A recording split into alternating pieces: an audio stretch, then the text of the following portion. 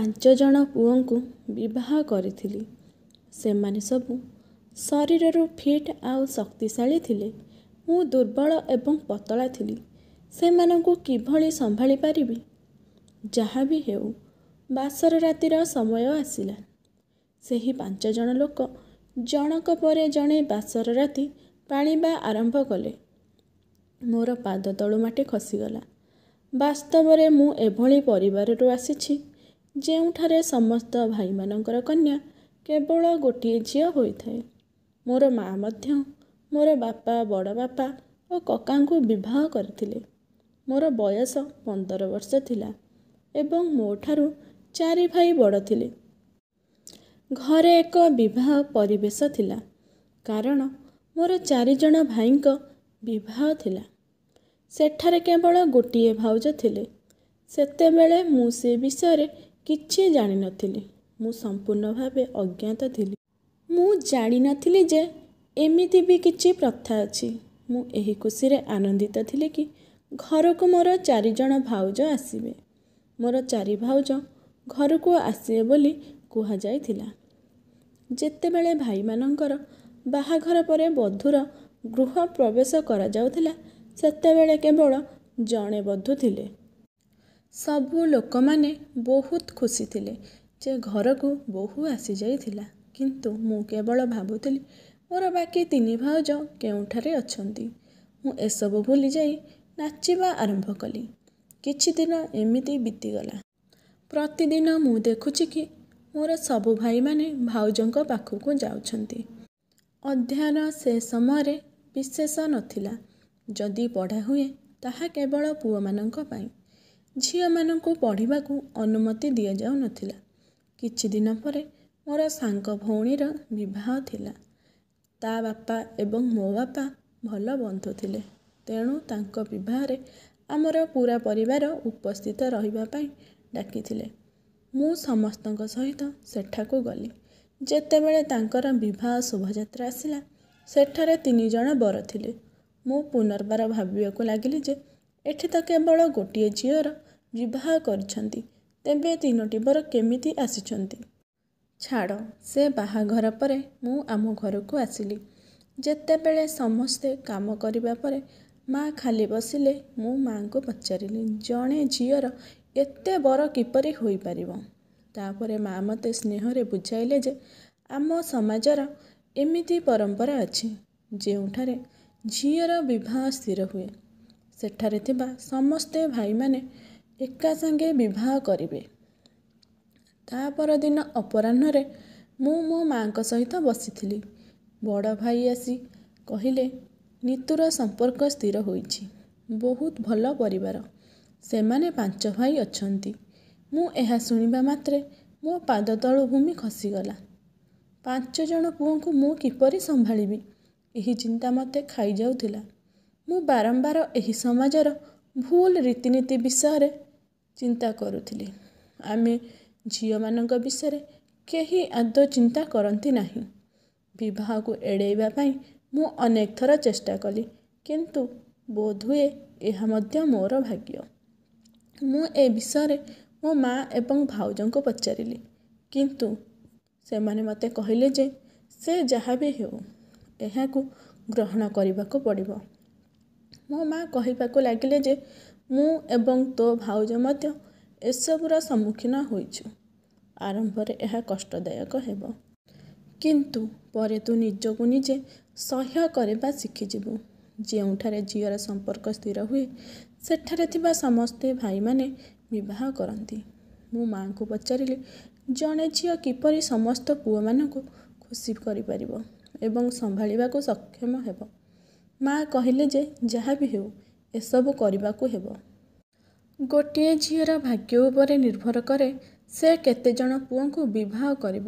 ମୁଁ ଅଧିକ କିଛି ବୁଝିପାରିଲି ନାହିଁ। ତେଣୁ ମୁଁ ଉଠି ଚାଲିଗଲି। କିଛି ଦିନ ପରେ ଯେତେବେଳେ ମୋତେ 18 ବର୍ଷ ହୋଇଥିଲା, ମୋ ଘରେ ମୋ ବିବାହ ବିଷୟରେ ଚର୍ଚ୍ଚା ଆରମ୍ଭ ହେଲା। ଭାଇ ଏବଂ ବାପା ମୋ ପାଇଁ ପ୍ରସ୍ତାବ ଦେଖିବା ଆରମ୍ଭ କଲେ। ମୁଁ ବିବାହ କରିବା ପାଇଁ ଆଦୌ ଖୁସି ନଥିଲି, କାରଣ ମୋର ହୃଦୟ ଚିନ୍ତିତ ଥିଲା। ମୁଁ ଜାଣେ ନାହିଁ ମୁଁ କେତେ ଜଣ ପୁଅଙ୍କୁ ବିବାହ କରିବି ଏବଂ ଏହାପରେ ମୁଁ ସେଗୁଡ଼ିକୁ କିପରି ପରିଚାଳନା କରିବି। କିନ୍ତୁ ମୋ କଥାରେ କ'ଣ ଅଛି, ସେଇଆ ତ ହେବ ଯାହା ଘରର ଗୁରୁଜନମାନେ ଚାହାନ୍ତି। ମୁଁ ଦୁଃଖୀ ମନରେ ସେଠାରୁ ଚାଲିଗଲି। ବର୍ତ୍ତମାନ ବିବାହର ଦିନ ଯେତେ ଯେତେ ନିକଟତର ହେଉଥିଲା, ମୁଁ ଗଭୀର ଚିନ୍ତାରେ ବୁଡ଼ି ଯାଉଥିଲି। ଶେଷରେ ସେହି ଦିନ ଆସିଛି, ଯେଉଁ ଦିନକୁ ପ୍ରତ୍ୟେକ ଝିଅ ଅପେକ୍ଷା କରନ୍ତି। କିନ୍ତୁ ମୁଁ ଏହି ଦିନ ଚାହୁଁନଥିଲି, କାରଣ ମୁଁ ଆରମ୍ଭରୁ କେବଳ ଜଣେ ବ୍ୟକ୍ତିର ସ୍ୱପ୍ନ ଦେଖିଥିଲି, ନା କି 5 ଜଣଙ୍କର।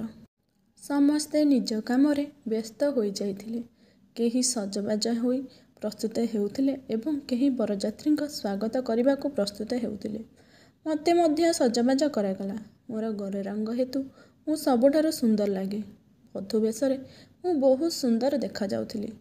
ମୁଁ ସବୁଠାରୁ ସୁନ୍ଦର ଲାଗେ ବୋଲି ସମସ୍ତେ କହୁଥିଲେ। କିନ୍ତୁ ମୁଁ ମୋର ସୌନ୍ଦର୍ଯ୍ୟ ଦେଖୁନଥିଲି। ମୁଁ କେବଳ ଏ ବିଷୟରେ ଚିନ୍ତିତ ଥିଲି, ଏସବୁ କିପରି ହେବ। ତେବେ ମୋର ଉଦାସ ମନକୁ ହଠାତ୍ କିଛି ଝିଅଙ୍କର ଶବ୍ଦ ଦୂରେଇ ଦେଲା। ବିବାହ ଶୋଭାଯାତ୍ରା ପହଞ୍ଚିଛି। ତାପରେ ବ୍ୟାଣ୍ଡବାଜା ସହିତ ବିବାହ ଶୋଭାଯାତ୍ରା ଆମ କବାଟ ବାଡ଼ାଇଲା। ଖାଇବା ପିଇବା ପରେ ମୋତେ ମଣ୍ଡପକୁ ନିଆଗଲା। ସେଠାରେ 5 ଜଣ ବର ବସିଥିଲେ। ମୋର ହୃଦୟର ସ୍ପନ୍ଦନ ବନ୍ଦ ହେଲା ପରି ଲାଗୁଥିଲା। କିନ୍ତୁ ମୁଁ ବାଧ୍ୟତାମୂଳକ ଅସହାୟ ହେତୁ ଆଗକୁ କିଛି କରିପାରିଲି ନାହିଁ। ତାପରେ ସେ ସମସ୍ତେ ମୋ କପାଳରେ ଜଣକ ପରେ ଜଣେ ସିନ୍ଦୂର ଲଗାଇଲେ ଏବଂ ମୋ ବେକରେ ଏକ ବଡ଼ ମଙ୍ଗଳସୂତ୍ର ଏକା ସାଙ୍ଗରେ ପିନ୍ଧାଇଲେ। ତାପରେ ସେହି 5 ଜଣଙ୍କ ସହିତ ମୋ ଓଢ଼ଣା ବାନ୍ଧି 7 ଘେରା କରାଯାଇଥିଲା। ତାପରେ ଆମର ବିବାହ ସମ୍ପୂର୍ଣ୍ଣ ହେଲା।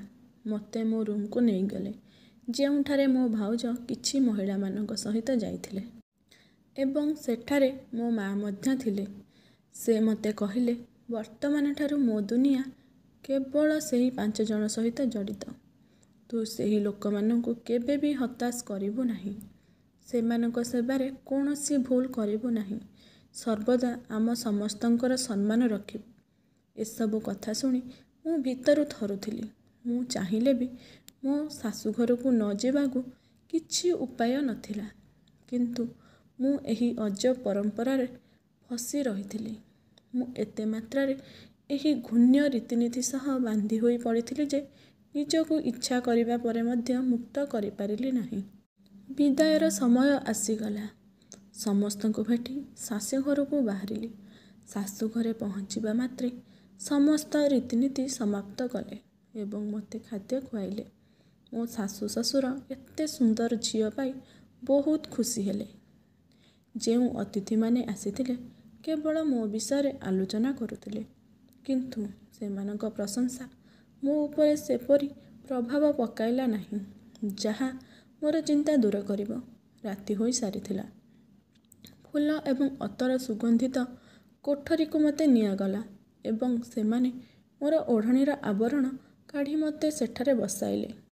କିଛି ସମୟ ପରେ ମୋର ସବୁଠୁ ବଡ଼ ସ୍ୱାମୀ ଆସିଲେ। ମୋତେ ଶୁଭେଚ୍ଛା ଜଣାଇ ମୋ ସହ ରତିକ୍ରୀଡ଼ା କଲେ ଓ ଚାଲିଗଲେ। ମୁଁ ଯନ୍ତ୍ରଣାରେ କ୍ରନ୍ଦନ କରୁଥିଲି, କିନ୍ତୁ ତଥାପି ମୁଁ ନିଜକୁ ନିୟନ୍ତ୍ରଣ କରି ମୋର ପୋଷାକ ସଜାଡ଼ିଲି ଏବଂ ପୁଣି ଖଟ ଉପରେ ବସିଗଲି।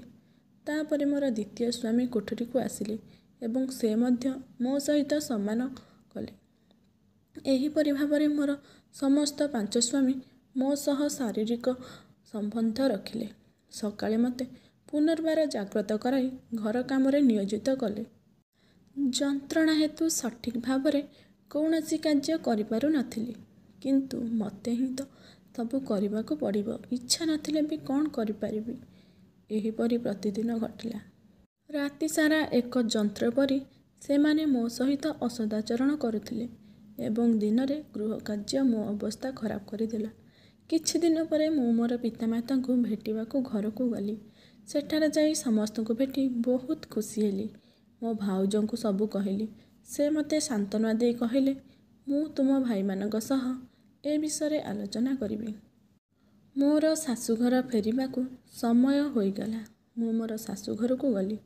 ଅନ୍ୟପଟେ ମୋ ଭାଉଜ ମୋ ଭାଇମାନଙ୍କ ସହ କଥା ହେବା ପରେ ମୋ ଶାଶୁଙ୍କୁ କହିଲେ ଯେ ଆମ ନିତୁ ବହୁତ ଦୁର୍ବଳ ଅଛି।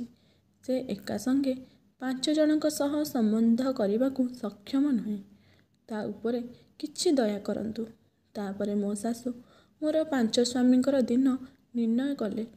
ଜଣେ ସ୍ୱାମୀ ତାପରେ ମୋ ଶାଶୁ ମୋ ସହିତ କେବଳ ଗୋଟିଏ ରାତି ରହିପାରିବେ ଏବଂ ଏହିପରି ପ୍ରତ୍ୟେକ ସ୍ୱାମୀ ସପ୍ତାହରେ ଥରେ ମୋ ସହିତ ରାତିରେ ରହିବା ପାଳି କରିଦେଲେ। ବର୍ତ୍ତମାନ ମୁଁ ଟିକେ ଅସ୍ୱସ୍ଥ ଅନୁଭବ କଲି, କାରଣ ପ୍ରତିଦିନ କେବଳ ଜଣେ ସ୍ୱାମୀ ମୋ ସହ ଶାରୀରିକ ସମ୍ପର୍କ ରଖୁଥିଲେ। କିନ୍ତୁ ମୋର ସାନ ସ୍ୱାମୀ ଅନ୍ୟମାନଙ୍କଠାରୁ ଭିନ୍ନ ଥିଲେ। ସେ ମୋତେ ବୁଝିପାରୁଥିଲେ, ମୋ ମନ କଥା ମଧ୍ୟ ଜାଣିପାରୁଥିଲେ। ସେ ମୋର ସମସ୍ତ ସମସ୍ୟା ବୁଝୁଥିଲେ। ଯଦି ମୁଁ କେବେ ଅସୁସ୍ଥ ଅନୁଭବ କରେ, ସେ ମୋର ଯତ୍ନ ନେଉଥିଲେ। ମୁଁ ମଧ୍ୟ ତାଙ୍କୁ ଅଧିକ ଭଲ ପାଏ, କାରଣ ସେ ହିଁ ମୋତେ ବେଶୀ ନିଜର ଲାଗୁଥିଲେ। ଧୀରେ ଧୀରେ ଆମେ ଦୁହେଁ ପରସ୍ପରକୁ ନେଇ ସ୍ୱପ୍ନ ଦେଖିବା ଆରମ୍ଭ କଲୁ। ମୋର ସାନ ସ୍ୱାମୀ ଆଦୌ ପସନ୍ଦ କରନ୍ତି ନାହିଁ ଯେ ତାଙ୍କ ବଡ଼ ଭାଇମାନେ ମୋତେ ଛୁଅନ୍ତୁ, କିନ୍ତୁ ତାଙ୍କ କଥା ମୋ କଥା କିଏ ଶୁଣିବ? ସର୍ବଶେଷରେ ମୁଁ ମଧ୍ୟ ତାଙ୍କ ଅନ୍ୟ ଭାଇମାନଙ୍କର ପତ୍ନୀ ଥିଲି। ଦିନେ ମୋର ବଡ଼ ସ୍ୱାମୀ ମୋତେ କହିଲେ, ତୁମେ ରାହୁଲ ଅର୍ଥାତ୍ ମୋର ସାନ ସ୍ୱାମୀଙ୍କୁ ଏତେ ପ୍ରେମ କାହିଁକି ଦେଉଛ? ଆମେ ମଧ୍ୟ ତୁମର ସ୍ୱାମୀ, ଆମକୁ ତ ଏହିପରି ଭଲ ପାଉନାହଁ। ମୁଁ ସେତେବେଳେ ତାଙ୍କୁ କିଛି ନ କହି ଚୁପ୍ ରହିଲି। ସେ ମୋତେ କ୍ରୋଧରେ ପିଟିବା ଆରମ୍ଭ କଲେ ଏବଂ ଅସଦାଚରଣ କଲେ। ମୁଁ ଯନ୍ତ୍ରଣାରେ କାନ୍ଦିବାକୁ ଲାଗିଲି, କିନ୍ତୁ ସେ ମୋ ଉପରେ କୌଣସି ଦୟା ଦେଖାଇଲେ ନାହିଁ। ତାଙ୍କ ପରି ମୋର ଅନ୍ୟ ସ୍ୱାମୀମାନେ ମଧ୍ୟ ରାହୁଲଙ୍କ ସହ ମୋର ପ୍ରେମ ସମ୍ପର୍କକୁ ଆଦୌ ପସନ୍ଦ କରନ୍ତି ନାହିଁ। ସେମାନେ ମଧ୍ୟ ମୋତେ ମାରପିଟ୍ କରିବା ଆରମ୍ଭ କଲେ। ରାହୁଲ ଏସବୁକୁ ଆଦୌ ପସନ୍ଦ କରୁନଥିଲେ, କିନ୍ତୁ ସେ ବିଚରା କ'ଣ କରିପାରିବେ? ଦିନେ ମୋର ପିତାମାତାଙ୍କ ଘରୁ ଏକ ବାର୍ତ୍ତା ଆସିଲା ଯେ ମୋର ପୁତୁରା ହୋଇଛି, ତେଣୁ ମୋତେ ସେଠାକୁ ଡକାଗଲା। ମୋ ଶାଶୁ ଏବଂ ଶ୍ୱଶୁର ମୋତେ କହିଲେ ଯେ ଆସନ୍ତାକାଲି ତୁମେ ତୁମର ପିତାମାତାଙ୍କ ଘରକୁ ଯିବ। ରାହୁଲ ତୁମକୁ ଛାଡ଼ି ଆସିବ, ପୁଣି 2 ଦିନ ପରେ ତୁମକୁ ନେଇ ଆସିବ। ମୁଁ ବହୁତ ଖୁସି ହେଲି, କାରଣ ଅତି କମ୍ରେ 2 ଦିନ ଏହି ରାକ୍ଷସମାନଙ୍କଠାରୁ ମୁକ୍ତ ହେବି। ସେହି ରାତିରେ ରୁମ୍କୁ ଆସିବା ରାହୁଲଙ୍କର ପାଳି ଥିଲା। ରାତି ହେବା ମାତ୍ରେ ରାହୁଲ ମୋ ରୁମ୍କୁ ଆସିଥିଲେ। ମୁଁ ତାଙ୍କୁ ଦେଖି ପୋଷାକ କାଢ଼ିବା ଆରମ୍ଭ କଲି। ତାପରେ ରାହୁଲ ମୋ ହାତ ଧରି ମୋତେ ଆରାମରେ ବସିବାକୁ କହିଲେ। ମୁଁ କିଛି ବୁଝିପାରୁ ନଥିଲି। ତାପରେ ରାହୁଲ କହିଲେ, ନିତୁ, ତୁମ ଉପରେ ହେଉଥିବା ଅତ୍ୟାଚାର ମୁଁ ଦେଖିପାରୁନି ଏବଂ ତୁମକୁ ଆଉ କେହି ଛୁଇଁବା ଆଦୌ ସହ୍ୟ କରିପାରୁନାହିଁ। ମୁଁ କହିଲି, ଏବେ ଆମେ କ'ଣ କରିବା? ଏବଂ ସତ କଥା ହେଉଛି, ମୁଁ ମଧ୍ୟ ତୁମ ସହିତ ରହିବାକୁ ଚାହେଁ, କାରଣ ମୁଁ ସବୁବେଳେ କେବଳ ଗୋଟିଏ ସ୍ୱାମୀର ସ୍ୱପ୍ନ ଦେଖିଛି। ଏହି ସମାଜର ରୀତିନୀତି ମୋତେ ବାଧ୍ୟ କରି ମୋର ସ୍ୱପ୍ନଠାରୁ ଅଲଗା କରିଦେଲା। ସେତେବେଳେ ରାହୁଲ ମୋତେ କହିଲେ ଯେ ଆମେ ଆଉ ଏପରି ବଞ୍ଚିବା ନାହିଁ। କାଲି ମୁଁ ତୁମକୁ ତୁମ ପିତାମାତାଙ୍କ ଘରେ ଛାଡ଼ିଦେବି। ମୁଁ ଫେରିଆସି ଘରୁ ଟଙ୍କା ଏବଂ ଅଳଙ୍କାର ଚୋରି କରିବି। ତାପରେ 2 ଦିନ ପରେ ଯେତେବେଳେ ମୁଁ ତୁମକୁ ଆଣିବାକୁ ଯିବି, ଆମେ ସେଠାରୁ ବହୁ ଦୂରକୁ ପଳାଇବା। ଏକ ଭିନ୍ନ ଦୁନିଆରେ ଆମେ ଦୁହେଁ ନୂଆ ସଂସାର ଗଢ଼ିବା। ରାହୁଲଙ୍କର ଏହି କଥାରେ ମୋତେ ବହୁତ ଶାନ୍ତି ଲାଗିଲା ଓ ମୋ ମନରେ ଗୋଟିଏ ଆଶା ଉଠିଲା ଯେ ବୋଧହୁଏ ବର୍ତ୍ତମାନ ଆଉ ଏପରି ଅତ୍ୟାଚାରର ଶିକାର ହେବି ନାହିଁ। ପରଦିନ ମୁଁ ମୋର ପୋଷାକ ପିନ୍ଧିଲି। ରାହୁଲଙ୍କ ସହ ଆମ ଘରକୁ ଯିବା ପାଇଁ ବାହାରିଲି। ସେହି ସମୟରେ ରାହୁଲଙ୍କର ଜଣେ ସାଙ୍ଗ ଦୁର୍ଘଟଣାର ସମ୍ମୁଖୀନ ହୋଇଥିଲେ। ରାହୁଲଙ୍କୁ ସେଠାକୁ ଯିବାକୁ ପଡ଼ିଲା। ମୋତେ ମୋ ଗାଁ ବସ୍ରେ ବସାଇ ସେ ତାଙ୍କ ସାଙ୍ଗ ଘରକୁ ଗଲେ। ସବୁ ଯୋଜନା ଅନୁଯାୟୀ ଘଟୁଥିଲା। ସନ୍ଧ୍ୟା ସମୟ ହେଲା। ମୋ ବାପା ମୋ ଶ୍ୱଶୁରଙ୍କୁ କଲ୍ କରି ପଚାରିଲେ, କ'ଣ ହେଲା ସମୁଦି, ଆଜି ଆପଣ ନିତୁକୁ କାହିଁକି ପଠାଇଲେ ନାହିଁ? ମୋ ଶ୍ୱଶୁର କହିଲେ, ତୁମେ ଏ କ'ଣ କହୁଛ? ନିତୁକୁ ତ ସକାଳ ବସ୍ରେ ରାହୁଲ ନେଇ ବସାଇ ଆସିଲା। ତାପରେ ରାହୁଲ ଆସିବା ପରେ ମୋ ଶ୍ୱଶୁର ତାଙ୍କୁ ପଚାରିଲେ, ନିତୁ ଏପର୍ଯ୍ୟନ୍ତ ତାଙ୍କ ଘରେ ପହଞ୍ଚି ନାହିଁ, ତାକୁ ସଠିକ୍ ବସ୍ରେ ବସାଇ ନାହୁଁ କି? ତାପରେ ରାହୁଲ କହିଲେ ଯେ ମୁଁ ତ ତାଙ୍କୁ ଠିକ୍ ବସ୍ରେ ବସାଇ ଆସିଲି। ବର୍ତ୍ତମାନ ରାହୁଲ ମଧ୍ୟ ବହୁତ ଭୟଭୀତ ଯେ ନିତୁ କୁଆଡ଼େ ଗଲା। ମୋର ପିତାମାତା ମଧ୍ୟ ଆସିଥିଲେ। ଏହା 2ୟ ଦିନ ଥିଲା, କିନ୍ତୁ ବର୍ତ୍ତମାନ ପର୍ଯ୍ୟନ୍ତ ମୋ ବିଷୟରେ କେହି ଜାଣିନଥିଲେ। କୌଣସି ଖବର ନଥିଲା। ରାହୁଲ ଅତ୍ୟନ୍ତ ଦୁଃଖୀ ଥିଲେ। ମୁଁ କୁଆଡ଼େ ଗଲି? 2 ଦିନ ପରେ ଆମେ ଏକାଠି ଆମର ଦୁନିଆ ଗଠନ କରିବାକୁ ଯାଉଥିଲୁ। କିନ୍ତୁ ଏହା ପୂର୍ବରୁ କ'ଣ ଘଟିଗଲା? ଯେତେବେଳେ ମୋର କୌଣସି ଖବର ନଥିଲା, ସମସ୍ତେ ପୋଲିସକୁ ଜଣାଇବାକୁ ଚିନ୍ତା କଲେ। ରିପୋର୍ଟ କରିବାକୁ ପୋଲିସ ଷ୍ଟେସନକୁ ଗଲେ। ରିପୋର୍ଟ ଦାଖଲ ହୋଇଛି। ପୋଲିସ ଏହାର ତଦନ୍ତ କରୁଛି। ପୋଲିସ ଖବର ଦେଲେ ଯେ ନିତୁ ମିଳିଯାଇଛି। ତୁରନ୍ତ ଆସନ୍ତୁ। ରାହୁଲ ସେଠାରେ ପହଞ୍ଚିବା ପରେ ରାସ୍ତାର ଅପର ପାର୍ଶ୍ୱରେ ନିତୁଙ୍କ ମୃତଦେହ ପାଇଲେ। ପଥର ଆଘାତରେ କାରଣରୁ ତା'ର ସମ୍ପୂର୍ଣ୍ଣ ଶରୀର ଚୂର୍ଣ୍ଣ ହେବା ପରି ଥିଲା। ସମସ୍ତେ ତା ଶରୀରର ପୋଷାକ ଏବଂ ହାତରେ ଥିବା ଟାଟୁ ଦ୍ୱାରା ଚିହ୍ନି ପାରିଲେ। ଶେଷ ରୀତିନୀତି କରାଯାଇଥିଲା। ବର୍ତ୍ତମାନ ପ୍ରଶ୍ନ ହେଲା, ନିତୁକୁ କିଏ ହତ୍ୟା କଲା? ଯେତେବେଳେ ନିତୁ ଯାଇଥିଲେ, ତାଙ୍କ ବେକରେ ଅନେକ ପ୍ରକାରର ଅଳଙ୍କାର ଥିଲା, ଯାହା ମୃତଦେହରେ ମିଳିନଥିଲା। ଲୁଟିବା ପାଇଁ ତାଙ୍କୁ ହତ୍ୟା କରାଯାଇଥିବା ସମସ୍ତେ ସନ୍ଦେହ କଲେ। ପୋଲିସ କିଛି ଦିନ ଯାଞ୍ଚ କରିଥିଲା, କିନ୍ତୁ ଅପରାଧୀ ମିଳିନଥିଲା। କିଛି ଦିନ ପରେ ଏହି ଘଟଣାକୁ ସବୁ ଭୁଲିବାକୁ ଲାଗିଲେ। କିନ୍ତୁ ନିତୁକୁ ଭୁଲିବା ରାହୁଲ ପାଇଁ କଷ୍ଟକର ଥିଲା। ସେ ନିତୁକୁ କଥା ଦିନ ରାତି ଭାବୁଥାଏ। ଦିନେ ରାତିରେ ରାହୁଲ ତା ରୁମ୍ରେ ଶୋଇଥିଲା। ସେତେବେଳେ ତାକୁ ରୁମ୍ ବାହାରେ କିଛି ଖଟ୍ ଖଟ୍ ଶବ୍ଦ ଶୁଣାଗଲା। ରାହୁଲ ରୁମ୍ର କବାଟ ଖୋଲି ଘର ପଛପଟକୁ ଗଲା, ଯେଉଁଠାରୁ ଶବ୍ଦ ଆସୁଥିଲା। ସେ ଦେଖିଲା ଯେ ତା ବାପା ମାଟି ଖୋଳି କିଛି ବାହାର କରୁଥିଲେ। ମାଟି ତଳୁ ଏକ ଲାଲ ରଙ୍ଗର ଗଣ୍ଠିଲି ବାହାର କଲେ। ତା ମଧ୍ୟରୁ କିଛି ଗହଣା ବାହାର କଲେ। ରାହୁଲ ଏହା ଦେଖି ଚକିତ ହେଲା ଯେ ନିତୁ ସେଦିନ ଯେଉଁ ଗହଣା ପିନ୍ଧି ଯାଇଥିଲା, ଏହା ସେହି ଗହଣା ଅଟେ। ରାହୁଲ ଏବେ ସବୁ କିଛି ବୁଝିପାରିଲା। କିନ୍ତୁ ସେ ଏହା ଦେଖି ଦୁଃଖ ଅନୁଭବ କରୁଥିଲା ଯେ ବାପା କିପରି ଏମିତି କରିପାରିଲେ। ରାହୁଲ ଦ୍ୱିତୀୟ ଦିନ ପୋଲିସକୁ ଫୋନ୍ କରି ସବୁକିଛି କହିଲେ। ନିତୁଙ୍କ ଶ୍ୱଶୁର ରାହୁଲକୁ କ୍ରୋଧିତ ଭାବରେ ଦେଖୁଥିଲେ। କିନ୍ତୁ ପରେ ପୋଲିସର ଭୟ ଯୋଗୁଁ ସେ ସବୁକିଛି କହିଦେଲେ। ସେ କହିଥିଲେ, ମୁଁ ରାହୁଲ ଏବଂ ନିତୁଙ୍କର ସମସ୍ତ କଥା ଶୁଣିଥିଲି ଯେ 2 ଦିନ ପରେ ସେମାନେ ପଳାୟନ କରିବେ। ସେତେବେଳେ ମୋର ବାକି ପୁଅମାନଙ୍କର କ'ଣ ହେବ ଏବଂ ଆମ ସମ୍ପ୍ରଦାୟ ବିଷୟରେ କ'ଣ ହେବ? ସମ୍ମାନର ଭୟ ଗୋଡ଼ାଇବ। ଏବଂ ଏହି ଡରରେ ମୁଁ ନିତୁକୁ ଅନୁସରଣ କଲି ଓ ମୋର କିଛି ସାଥୀଙ୍କ ସାହାଯ୍ୟରେ ତାକୁ ହତ୍ୟା କରାଇଲି। ତେଣୁ ସେ ରାହୁଲ ସହିତ ଫେରାର ହୋଇପାରିଲା ନାହିଁ ଏବଂ ମୁଁ ତା'ର ଅଳଙ୍କାର ବାହାର କଲି, ଯାହାକି ଲୋକମାନେ ଲୁଟ୍‌ଜନିତ ହତ୍ୟା ମାମଲା ହୋଇପାରେ ବୋଲି ଭାବିବେ ଏବଂ ଆମର ଅଳଙ୍କାର ମଧ୍ୟ ସଞ୍ଚୟ ହୋଇଯିବ। ପୋଲିସ ବର୍ତ୍ତମାନ ନିତୁଙ୍କ ଶ୍ୱଶୁରକୁ ଗିରଫ କରିନେଇଥିଲା। ରାହୁଲଙ୍କ ଆଖିର ଲୁହ ବନ୍ଦ ହେଉନଥିଲା। ଏହା କି ପ୍ରକାର ପରମ୍ପରା, ଯେଉଁଥିପାଇଁ ଝିଅମାନେ ବହୁତ କଷ୍ଟ ପାଆନ୍ତି? ଯଦି ଜଣେ ଖୋଲାଖୋଲି ଭାବରେ ବଞ୍ଚିବାକୁ ଚାହେଁ, ସେମାନଙ୍କୁ ହତ୍ୟା କରାଯାଇପାରେ। ଏହା ଏକ କାଳ୍ପନିକ କାହାଣୀ। ଆପଣଙ୍କ ଜୀବନରେ ଘଟୁଥିବା କୌଣସି ଜିନିଷ ସହିତ ଏହାର ସମ୍ପର୍କ ନାହିଁ। ଯଦି ଆପଣ କାହାଣୀଟି ପସନ୍ଦ କରନ୍ତି, ଦୟାକରି ଚ୍ୟାନେଲକୁ ସବସ୍କ୍ରାଇବ୍ କରନ୍ତୁ।